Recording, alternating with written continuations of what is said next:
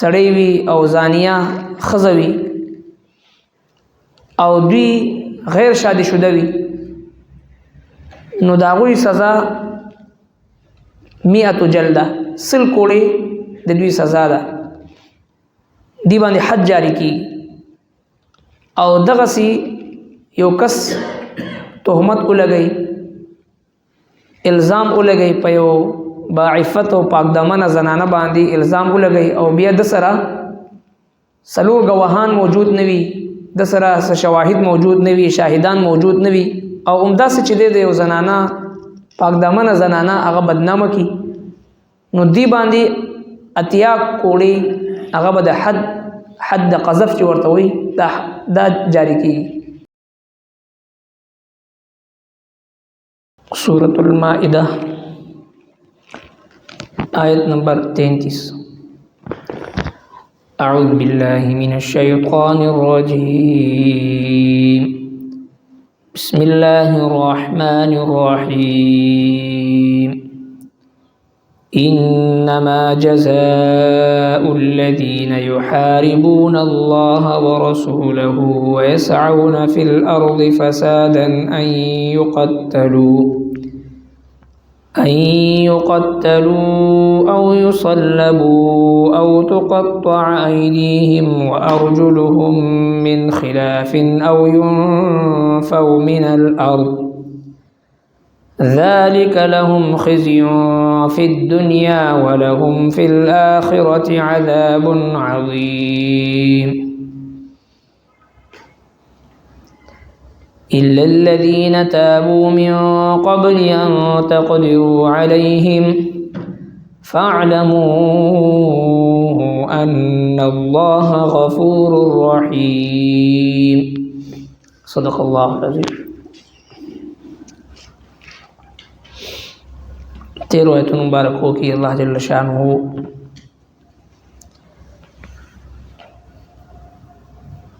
د حضرت آدم علیہ السلام د دو زامن واقعہ ذکر فرمائل. مقصد دا غینا د حسد د بد انجام بیانولو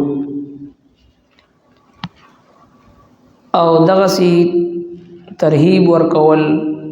ير ورکول اغا خلقو تا چکم یهودیان په مدینه منوره کې وو او هغوی د حسد په بنیاد باندې جناب نبی کریم صلی الله علیه وسلم او صحابه کرام رضوان الله تعالی علیهم اجمعین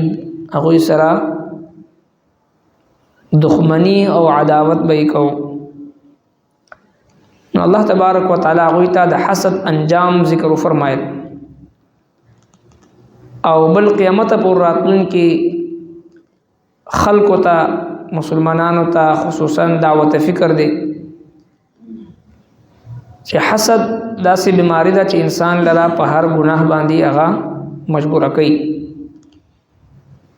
او بیا الله تبارک وتعالی دا فرمایل چې دغه وجنه چې کله آدم علیه السلام زوی قابیل راولګېدو خپل ورور حابیل قتل کو او بیا په دغه سلسله کې په معاشره کې قتل او قتال دا سلسله شروع شو. نو الله تبارک وتعالی بیا په بنی اسرائیل کې دا حکم فرمایل فرض فرمایل چې کله تاسو کې یو کس بل کس دا بے گناہ قتل کینو نو دغه قاتل با د بے گناہ مقتول په عوض کې با قتلی او یا چې دی یو سړی بغیر د سوجنا په مقدس مکه باندې فساد خوري نو دا د یو کس قتل داسې دی د ټول انسانیت د قتل پشان دی او د یو کس زندگی بچ کول د ټول انسانیت د ژوند بچ کولو پشان دی. نو په دغه سلسله کې الله تبارک وتعالی نننی آیتونو مبارکو کې سزا ذکر کړي د هغه کسانو چې کوم د الله او د الله د رسول خلاف جنگ کوي او د الله او د الله د رسول خلاف د جنگ نه مراد د الله جل شانه احکامات چیلنج کوي او د هغینا صراحتا او اخکارا بغاوت کوي او دغه سی په مقدس مکه باندې فتنه او فساد جوړي نو دغه خلکو سزا صدا الله تبارک وتعالى بیا د دوی مختلفو قسمونو طرف ته اشاره ده آیت نمبر 33 مختلفو قسمونو طرف ته اشاره ده کم خلق د الله او د الله د رسول سره اعلان جنگ کوي یعنی د الله حکمونه ماتي على الاعلان اخکارا او پزمک باندې د فساد ذریعہ جوړيږي غلاګانی ډاکی او دغه سی قتل و غارتګيري په معاشره کې کوي نو دوی د پاره سزاګانی الله تبارک وتعالى مقرر کړی دي او چې کوم سزاګانی شریعت مطهره مقرر کړی دي د مجرمانو د پاره دا غي درې قسمونه دي یو ته حدود وای او دویم ته قصاص وای او دریم ته تعزیرات وای نو لہذا چې کوم حدود وینو هغه حدودو کې کمی بیشي دا نشي کېږي مثال په تور باندې د یو زانی سړی وي او زانیه ښځه وي او دوی غیر شادي شده وي نو د هغوی سزا 100 جلده 100 کوړې د دوی سزا ده دی باندې حد جاری کی او دغه سی یو کس تهمت ولګي الزام ولګي په یو باعفت او پاک دامن زنانه باندې الزام ولګي او بیا د سره سلور گواهان موجود نوي د سره شواهد موجود نوي شاهدان موجود نوي او عمده څه چې د یو زنانه پاک دامن زنانه هغه بدنامه کی نو دی باندې اتیا کوړي هغه به د حد قذف چې ورته وي دا جاری کی یا یو کس دو کسان درې کسان داسې شهادت ورکړي چې مونږه فلان کی زنانه یا فلان کی سړی په زنا باندې لیدلې خو دوی سره شهادت او گواهی دا پوره نه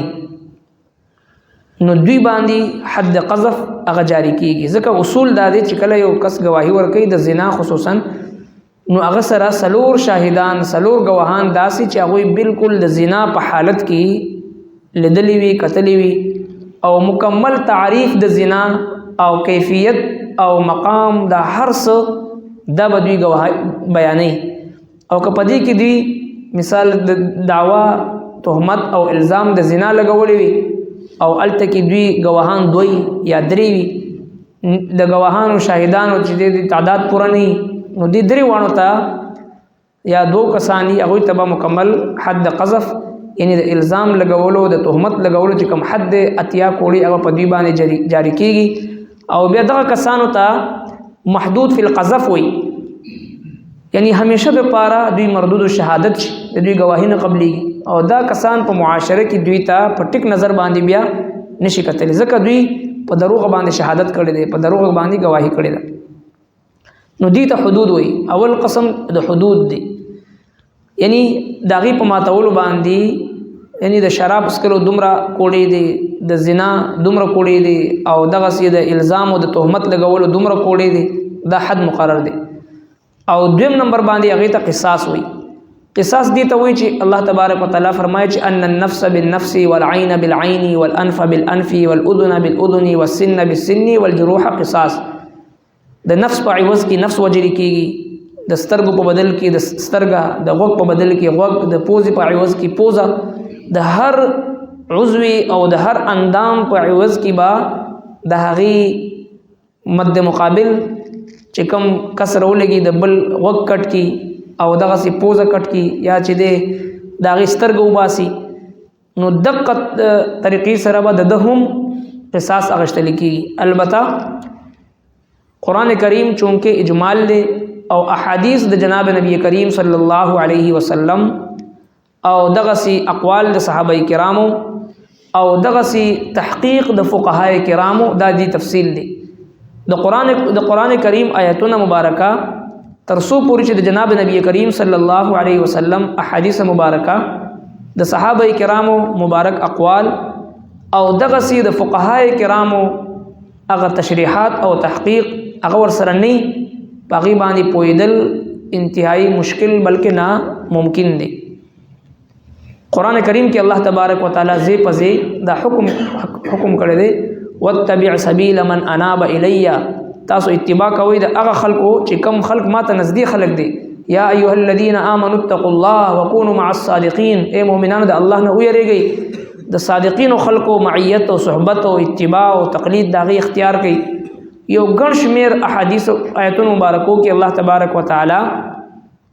د هغه خلکو د اتباع حکم مونږ ته راکوي چې کم محدثین دے مفسرین کرام دے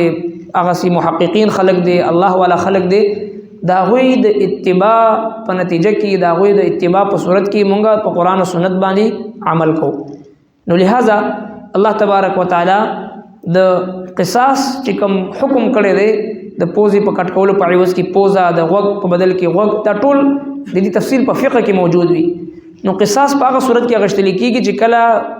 بالکل بدل اغشتل ممکن وي ځینې صورتونه داسې وي چې یو سړی نه پوزا یا سترګه یا بل اندام داسې کټ شوی وي چې د هغې عوض اغشتل ممکن نه وي تندې مات کړی وي تندې مات وي او که مونږ بل ته وي چې تا خپل بدل واخله نو کیدای شي د هغې نه زیات مات کي یا د هغې نه کم مات کي نو په دې صورت کې بیا قصاص نشته دی په دې صورت کې بیا تعزیر دی په دې صورت کې بیا جرمانه ده نو دریم نمبر باندې یو کار داسې وشي یو واقعه داسې وشي چې د هغې په باره کې په قرآن او سنت کې حد موجود نه وي الله تبارک وتعالی د هغې څه حد ذکر کړی سزا ذکر کړی نه 100 کوړې 80 کوړې یا 50 کوړې دا ذکر نه او نه د هغې څه بدل اغشتل ممکن وي قصاص هم ممکن نه وي نو دریم نمبر باندې چې کوم سزا ورکول کېږي په شریعت کې هغې ته تعزیر وي نو تعزیر چونکې د حاکم وقت د قاضي وقت په اختیار باندې وي چې د یو جرم د سد باب د پاره د یو جرم د روکتھام د پاره چې سخت نه سخت لار اختیار کړی شي د دې پاره چې د جرم سد باب شي نو دی قاضي وقت ته شریعت مطهره دا اختیار ورکړي چې هغه چې څنګه سزا دی د پاره هغه خوخی هغه دي ته ورکړي ځکه ډیر جرایم داسې دي چې داغي حکم داغي سزا صراحت سره په قران مجید کې یا په احادیثو کې موجود نه وي ځکه روزمره په بنیاد باندې نوي جرایم هغه مخې ته راځي نو د هر سزا د هر جرم سزا چې دی هغه په قرآن او حدیث کې صراحتا موجود نه وي هغې دپاره موږ تاسو مجبوره یو چې د فقهای کرامو د محدثین کرامو او ائمه او مجتهدینو چې دی د هغې جولې ونیسو او د هغې په نقش قدم باندې روان شو د هغې په تحقیق باندې اعتماد وکړو دې ته تقلید وایي او دې اعتبار سره موږ تاسو مقلدین یو چې کم فقها د کم تحقیق په بنیاد باندې هغوی قرآن او سنت باندې عمل کوي په هغې باندې موږ اعتماد کوو نو لہذا اول حدود الله حدود دی دویم قصاص دی دریم تعزیر دی نو په دې آیت کریمه کې الله تبارک وتعالی په دغه سلسله کې د غل او د ډاکو او بیا په دې غل او ډاکو کې او دغسې په مخ د ځمکه باندې فساد او فتنه خورونکي کسانو چې کم دی کم سزا ده د هغې مختلف صورتونه ذکر کړی دی الله تبارک وتعالی ځکه د غلا هم او د ډاکې هم د رهزنۍ مختلف صورتونه وي یو غل هغه چې په پټه باندې غلا کوي یو غل هغه چې هغه علی الاعلان ډاکه اچوي او یو هغه چې صرف یو شی تختی او یو غل هغه چې هغه یو شی مخلي او ورسره قتل هم کوي او مختلف صورتونه دي نو الله تبارک وتعالی د هغې دپاره سزاګانې هم مختلف ذکر کړی دی څرنګه چې د جرم نوعیت مختلف وي نو الله تبارک وتعالی د هغې سزا هم مختلف ذکر کړی دی یو ډاکو داسې دی چې سامان مخلي غلام کوي ورسره قتل هم ورسره وکړي ډاکه هم اچوي ورسره قتل هم وکړي نو مختلف صورتونه دي نو الله تبارک وتعالی د هغې دپاره سزاګانې هم مختلف ذکر کړی دی یو کې صرف لاس کټ کول دی او بل کې چې دی یو لاس غس اخپا یا خلاص غس اخپا خلاص او یا چې دی دا کټ کول هم دی او زوړندول یعنی په سولې زوړندول باندې هم دی پانسی کول هم دی دا مختلف غلاګانی او مختلف ډاکې وي نو د هغې په مطابق الله تبارک وتعالی هغه سزاګانې هم مختلف ذکر کړی دی چونکې د آیت مبارکه تفصیل طرف دی باقي تفصیل به ان شاء الله سبا بیان.